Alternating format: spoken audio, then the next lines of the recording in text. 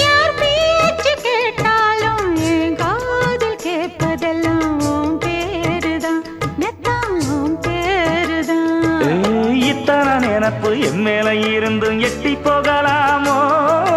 கட்டுப்பாடு இருந்தும் கட்டிக்கு முன்னே ஒட்டிக்கொள்ளலாமோ? முத்தமிட்டா மோசம் என்ன உண்டாகும்? சத்தமிட்டா உன் நிலைமை என்னாகும்? புது வளையல அரைச்சு தொண்டையில தான் நனைச்சு மாமன் கிட்ட பேச போற மணிக்கணக்கா. தூண்டாமணி விளக்க தூண்டி விட்டு எரிய வச்சு ஓ முகத்தை பார்க்க போற நாள் கணக்கா.